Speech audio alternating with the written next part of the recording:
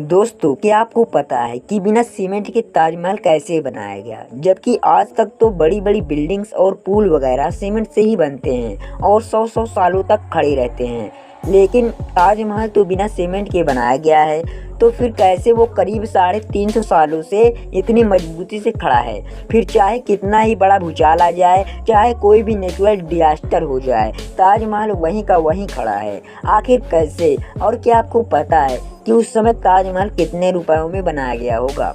क्यों ताजमहल को यमुना नदी के किनारे बनाया गया?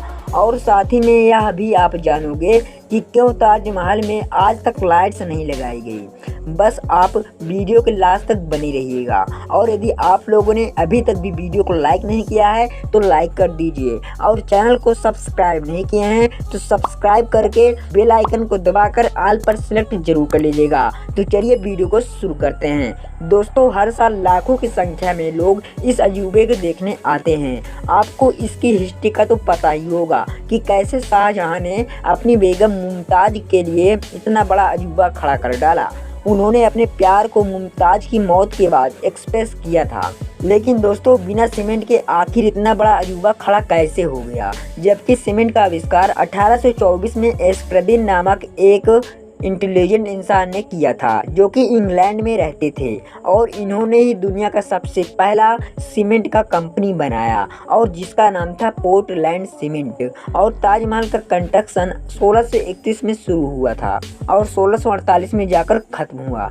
लेकिन बिना सीमेंट के ही एक खड़ा कैसे हो चुका था, जिसे आज तक एक भी खरोच नहीं आई? दरअसल सीमेंट के इन्वेंशन से पहले आर्किटेक्ट एक खास तरह के पेस्ट का इस्तेमाल करते थे, जिसमें बहुत अजीब चीजें होती थी। और अगर ताजमहल की कंस्ट्रक्शन की बात करें तो इसमें बहुत सारे सेमी प्रीशियस स्टोन्स जैसे अकीक, एमेनाइट, फिरोजा, लेजवार्ड, मूंगा, सुलामेनी, लेहसानिया, ताम्रा, यह सब पत्थर यूज होते थे, जो कि बहुत ही रेयर स्टोन थे। और यह उस समय रसिया, राजस्थान, उज़्बेकिस्तान, ईरान, इजराइल, इन सब तरह के दुनिया भर के अलग अलग देशों से मंगाए गए थे। इसमें कुछ अल्ट्रा रेयर स्टोन भी यूज हुए थे, जैसे कि तिलाई, पाइजार, अजूबा, नखोड़, जो कि इतने रेयर हैं कि शाहजहां ने इसे कैसे अरेंज किया होगा कि लेकिन जो भी उन्होंने किया वह तो एक काबिलियत तारीफ है। और तो और जो सीक्रेट पेस्ट ताजमहल को बनाने में इस्तेमाल होता था, उसमें गुड़, बतासा, कैलगिरी का पानी जैसे और भी बहुत सारी चीज़ें डालकर पेस्ट बनाया जाता था, और ये पेस्ट सीमेंट जितना ही स्ट्रांग होता था। दोस्तों, जहां बुर्ज खलीफा की नींव बड़े बड़े स्टील के पाइप से रखी गई, वहीं ताजमहल की नींव लकड़ियों से रखी गई थी। अब आप कहीं यह तो नहीं सोच रहे हैं कि भला लकड़ी की नींव 370 सालों से कैसे चली आ रही है? दरअसल इसमें सबसे बड़ा रोल यमुना नदी का है। यमुना नदी सिर्फ ताजमहल को अच्छा व्यू ही नहीं देती, बल्कि अगर यमुना नदी ना रहे तो ताजमहल गिर भी सकता है। इसमें होता यह है कि पहले के इंटेलिजेंट लोगों ने इसमें ऐसी लकड़ी का इस्तेमाल किया जिसमें चाहे जितना सारा पानी लगता रहे, वह लकड़ियाँ और भी ज़्यादा स्ट्रांग होती चली जाएंगी, वरना बाकी लकड़ियाँ नमी की वजह से खराब हो जाती थी। और यही वजह है कि ताजमहल के खड़ा रहने में यमुना नदी का बहुत बड़ा हाथ है। और अगर यमुना नदी सूख गई तो ताजमहल भी उसके बिना खड़ा नहीं रह पाएगा।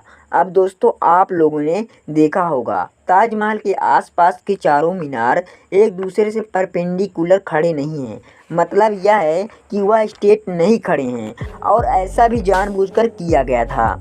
दरअसल ऐसा इसलिए किया गया था कि अगर कभी जोर का भूकंप आता भी है तो वह चारों मीनार ताजमहल से दूर गिर जाएंगे, और इस तरह भूकंप के झटके ताजमहल तक पहुंचने से पहले ही इन मीनारों में ही अब्जर्व हो जाएंगे, और इस तरह ताजमहल पर भूकंप का कोई भी असर नहीं होगा और वह सुरक्षित बच जाएगा।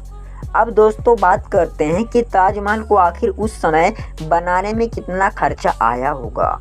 आप जानते हैं कि उस समय की 1 रुपए की कीमत भी बहुत ज़्यादा होती थी, और अगर इन्फ्लेक्शन के हिसाब से देखें तो आज ताजमहल की कॉस्ट आती है अप्रॉक्स 1 से लेकर 2 बिलियन डॉलर, यानी करीब 8,000 करोड़ से लेकर 10,000 करोड़ तक इस अजूबे को बनाने में खर्चा हुआ है। अब दोस्तों, ताजमहल में लाइट क्यों नहीं लगाई गई, क्या आप जानते हैं?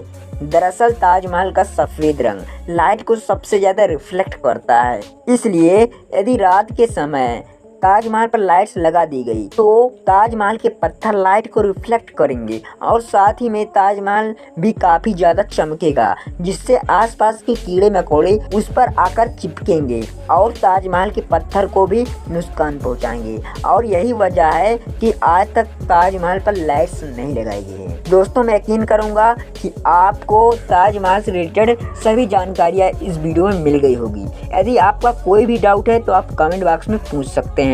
यदि वीडियो पसंद आई हो तो वीडियो को लाइक कर दीजिएगा और चैनल को सब्सक्राइब नहीं किए हैं तो सब्सक्राइब जरूर कर लीजिएगा। तो मिलते हैं किसी नेक्स्ट वीडियो में। धन्यवाद।